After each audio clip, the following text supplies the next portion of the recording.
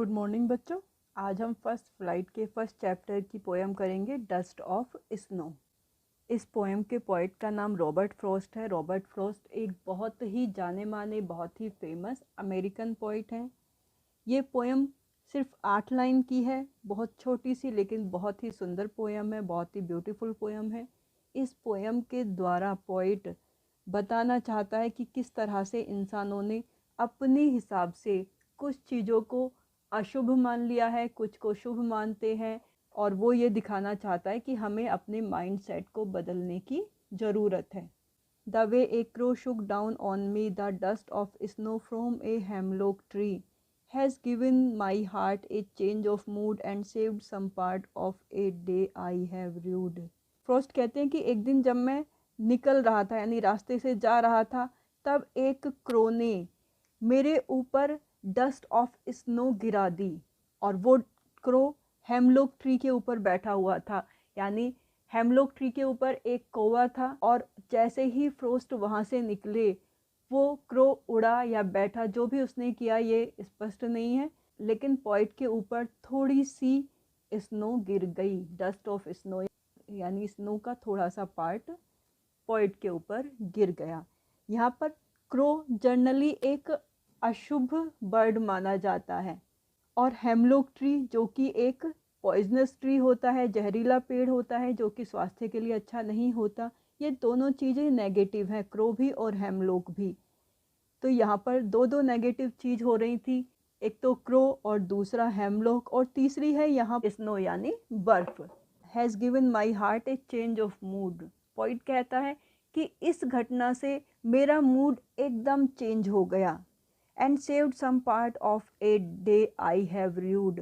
और उस दिन का कुछ पार्ट जो कि मेरा पहले से ही ख़राब हो चुका था, जो कि मैं बहुत दुखी था, बहुत ही ग्लूमी मूड में था, उसने मेरा आगे का पार्ट बचा लिया। यानी पॉइंट जो कि उस समय उदास था, परेशान था, जैसे ही कोई ने बर्फ़ गिराई, पॉइंट का मूड चेंज हो गया और वो वापस पॉजिटिव सोचने लगा। तो इस तरह से उसके दिन का आगे वाला पार्ट, जो पहले वाला पार्ट बीत चुका था, वो उसके बारे में सोच रहा था, गिल्टी फील कर रहा था, रिग्रेट फील कर रहा था, लेकिन अब आगे वाला पार्ट उसका बच गया था, यानी अब वो आगे अच्छे से काम करेगा।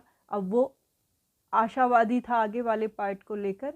इस तरह से छोटी पोएम बताती है कि इंसान अपनी सुविधा के लिए कुछ चीज़ों को, कुछ चिड़ियाओं को, पेड़ों को अशुभ मान लेता है। जैसे अगर बिल्ली रास्ता काट गई तो ये अशुभ है, अब काम नहीं बनेगा।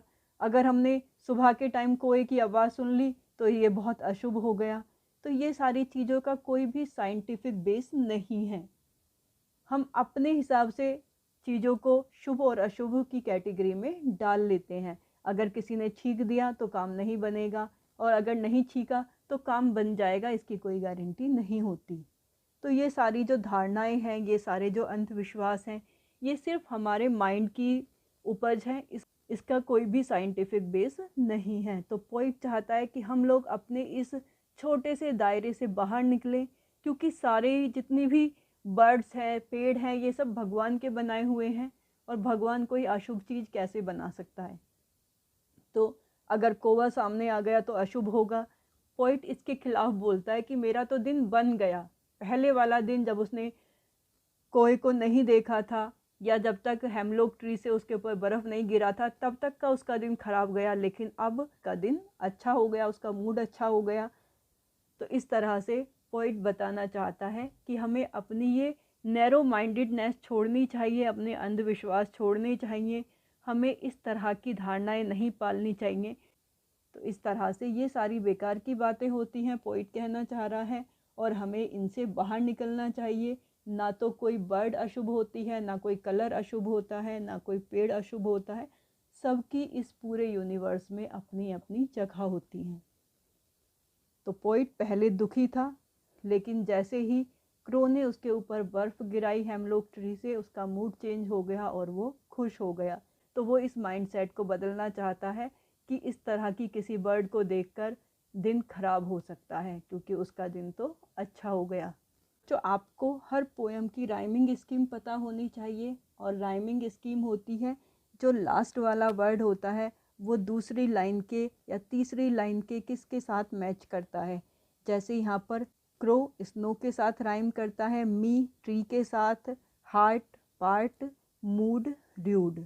यानी इसकी rhyming scheme A B C D, यानी ए बी